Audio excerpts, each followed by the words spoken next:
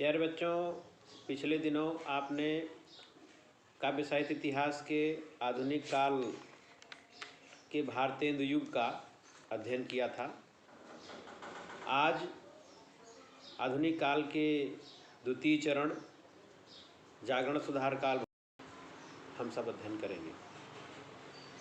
आशा है आप लोगों को जो पढ़ाया जा रहा है समझ में आ रहा होगा।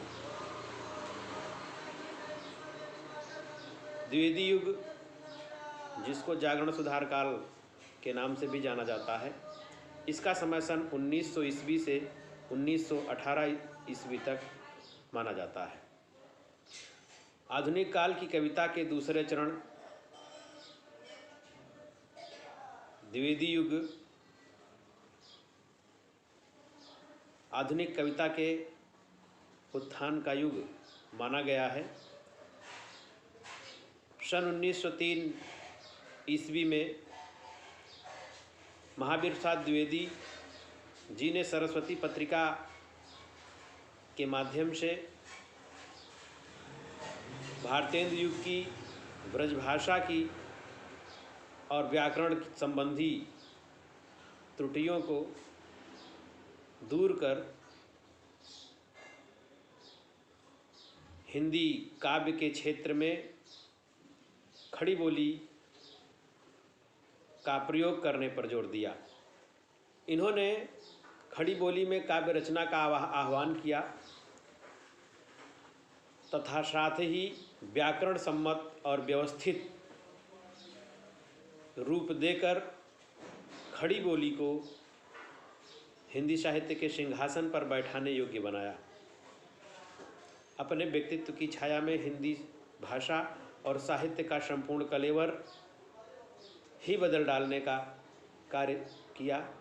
इसीलिए आचार्य महावीर प्रसाद द्विवेदी के नाम पर ही इस युग का नाम द्विवेदी युग पड़ा। इसे जागरण सुधार काल भी कहते हैं, क्योंकि इस समय हिंदी साहित्य में आमूलचूल परिवर्तन का कार्य प्रारंभ हो चुका था। कविता की दृष्टि से द्विवेदी युग इतिवृत्तात्मक युग था। इस समय आदर्शवाद का बोलबाला था। उज्ज्वल अतीत, देशभक्ति, सामाजिक सुधार आदि कविता के मुख्य विषय थे।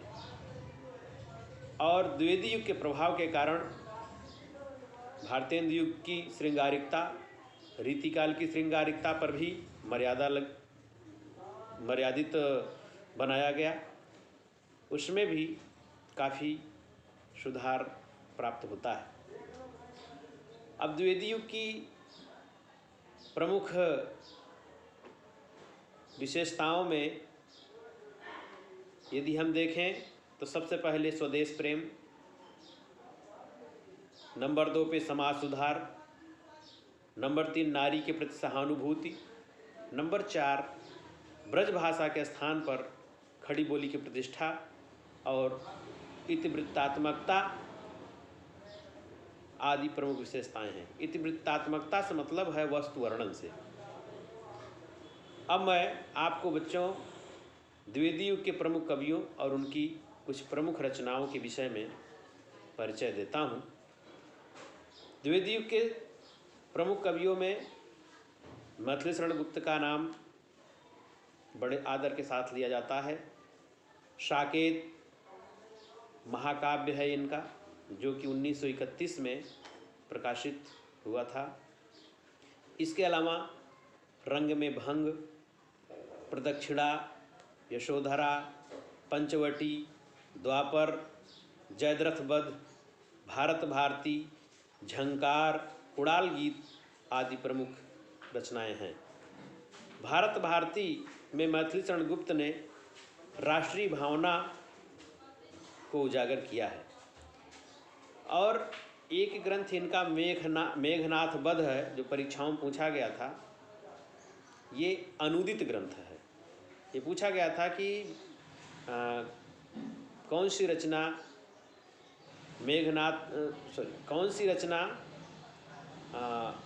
मैथिली शरण गुप्त की अनुदित रचना है। तो उसमें ये प्रश्न आपके लिए महत्वपूर्ण बनता है कि मेघनाद वध इनकी अनुदित रचना है।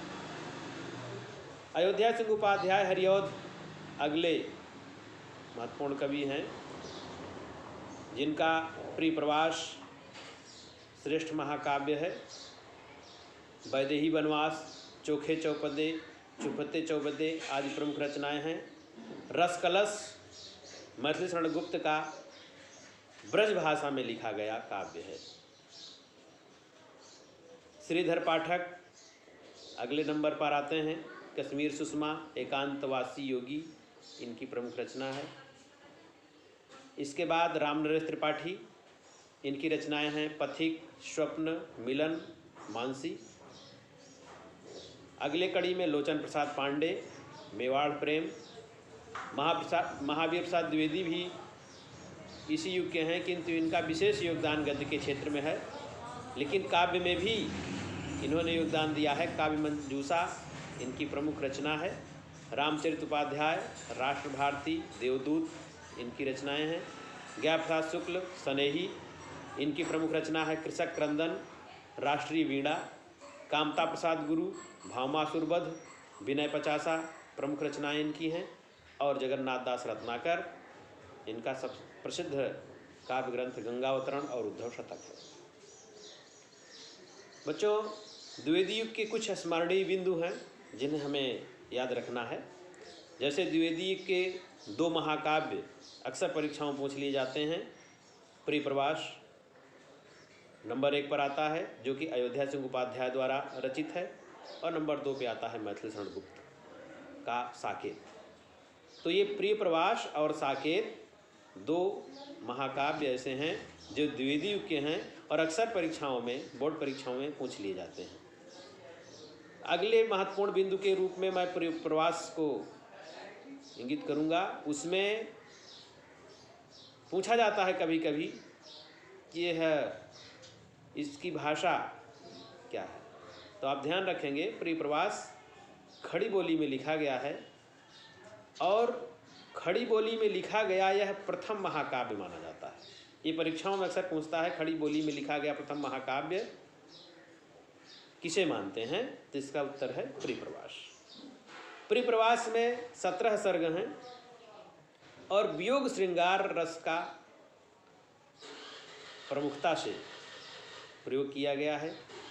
और प्रियप्रवास पर मैथिली शरण गुप्त को मंगला प्रसाद पारितोषिक भी प्राप्त हुआ था। अगले पॉइंट पे मैं बात करूंगा मैथिली शरण गुप्त। मैथिली शरण गुप्त ऐसे राष्ट्रीय कवि रहे जिन्हें भारतीय ज्ञानपीठ पुरस्कार नहीं मिल सका। भारत भारती में मैथिली शरण गुप्त ने राष्ट्र प्रेम की भावना बड़ी उदात्त रूप में प्रकट किया है। मैथिली शरण गुप्त के साकेत पर, जो कि श्रेष्ठ महाकाव्य है द्विवेदी युग का, मंगला प्रसाद पारितोषिक मिला।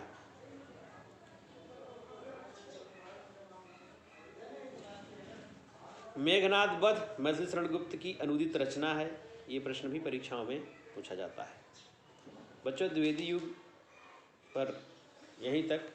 अब मैं आपसे छायावादी युग पर बातचीत करूंगा।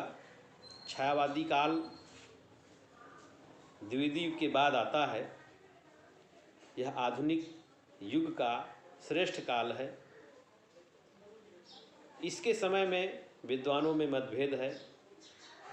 आधुनिक काल का समय डॉक्टर नगेंद्र ने सन 1918 से 1938 ईस्वी तक माना। छायावादी कुछ विद्वान 1918 से 1936 तक छायावादी काल का समय मानते हैं। कुछ विद्वान इसका समय सन 1919 से 1938 ईस्वी तक मानते हैं। कुछ विद्वान इसका समय 1920 से 1936 तक मानते हैं। ये विद्वानों में मतभेद है। फिलहाल आपसे इनमें से कोई एक ऑप्शन ही पूछा जाएगा जिसको आप याद रखेंगे। विदेशी शासन के अत्याचारों से उत्पन्न परिस्थितियों के विरोध में कवियों की पलायनवादी मनोवृत्ति ने जिस काव्य शैली का सृजन किया उसे छायावाद की संज्ञा दी गई।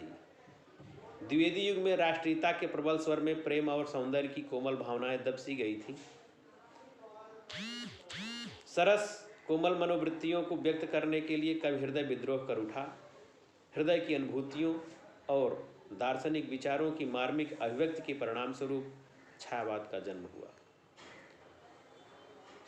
छायावाद के नामकरण का श्रेय मुकुटधर पांडे को दिया जाता है।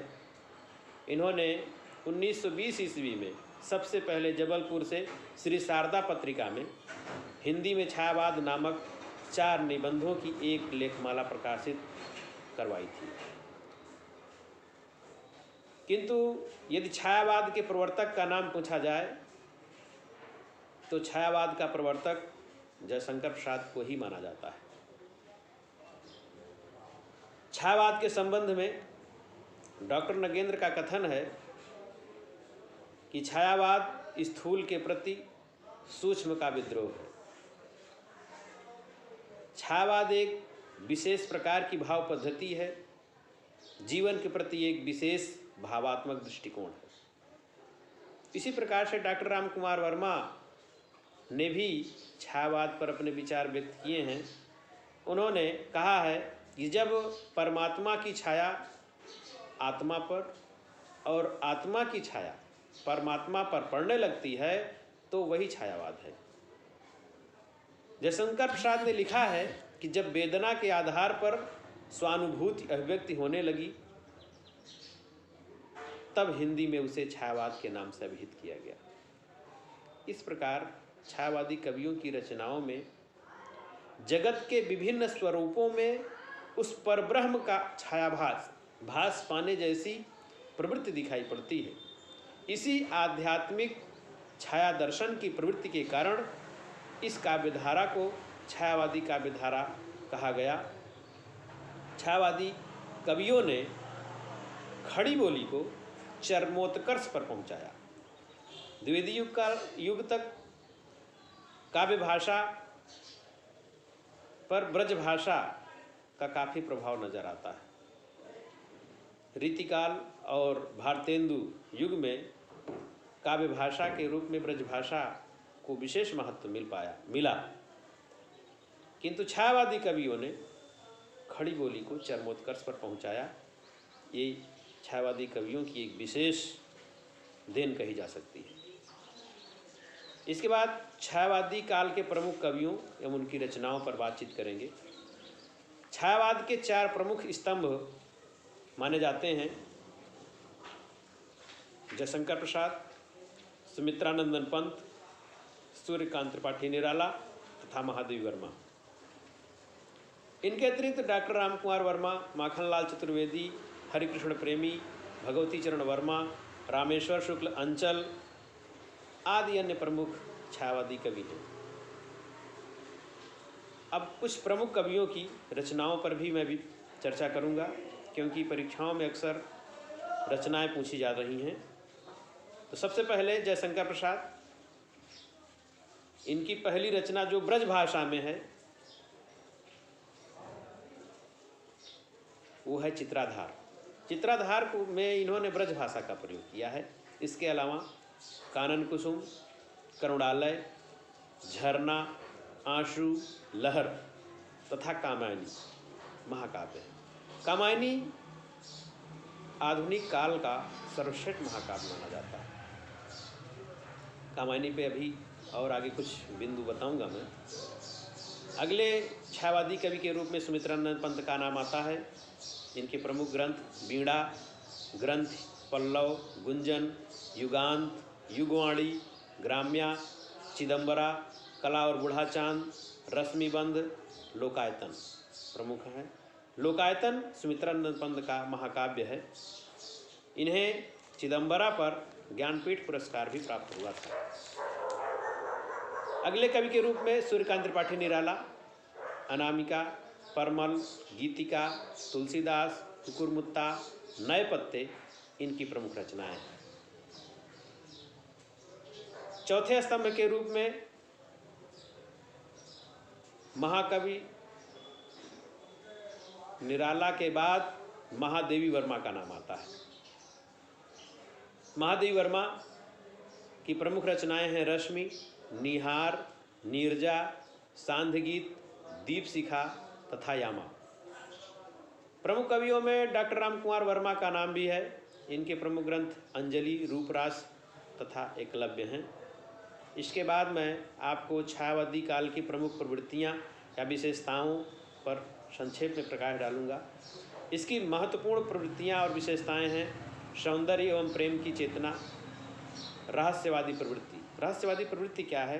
रहस्यवाद में जो अज्ञात परब्रह्म है उसके प्रति जिज्ञासा की भावना रहस्यवाद है। ये छायावाद की प्रमुख विशेषता है। प्रकृति का मानवीकरण, प्रकृति को छायावादी कवियों ने मानव रूप में चित्रित किया। अगली विशेषता वेदना, करुणा का चित्रण। छायावादी कवियों ने मानवीय समाज में व्याप्त जो वेदना थी उसके प्रति सहानुभूतिपूर्वक विचार किया। अगली विशेषता है प्रतीकात्मकता और लाक्षणिकता। अगली विशेषता स्वातंत्र चेतना। अगले नंबर पर खड़ी बोली का अतिशय प्रयोग तथा नए छंद तथा नए अलंकारों का प्रयोग छायावाद की प्रमुख प्रवृत्तियां हैं। छायावाद का सर्वश्रेष्ठ महाकाव्य कामायनी को माना जाता है। ये स्मरणीय बिंदु है। जयशंकर प्रसाद की कामायनी में 15 सर्ग हैं। इसमें प्रवृत्ति निवृत्ति मिश्रित है। सन 1936 में प्रकाशित हुआ था इनका महाकाव्य और अरविंद तथा गांधी दर्शन का प्रभाव कामायनी पे कहीं कहीं दिखाई पड़ता है। छायावाद के प्रवर्तक जयशंकर प्रसाद माने जाते हैं। सुमित्रानंदन पंत को सन 1968 ईस्वी में चिदंबरा नामक कृति पर भारतीय ज्ञानपीठ पुरस्कार प्राप्त हुआ। पंत को कला और बूढ़ा चांद पर भी साहित्य अकादमी पुरस्कार मिला। सुमित्रानंदन पंत की प्रथम रचना गिरजे का घंटा 1916 में प्रकाशित हुई थी। महादेवी वर्मा को यामा नामक रचना पर मंगला प्रसाद पारितोषिक और 1982 में भारतीय ज्ञानपीठ पुरस्कार प्राप्त हुआ था। निराला ने महादेवी वर्मा को हिंदी की विशाल मंदिर की सरस्वती कहा है और महादेवी वर्मा को आधुनिक मीरा भी कहा जाता है। अगला बिंदु जो महत्वपूर्ण है, परीक्षाओं में अक्सर पूछा जाता है कि प्रकृति का सुकुमार कवि किसे कहा जाता है। तो बच्चों, सुमित्रानंदन पंत को प्रकृति का सुकुमार कवि कहा जाता है। आज की इस हिंदी विषय की क्लास में इतना ही।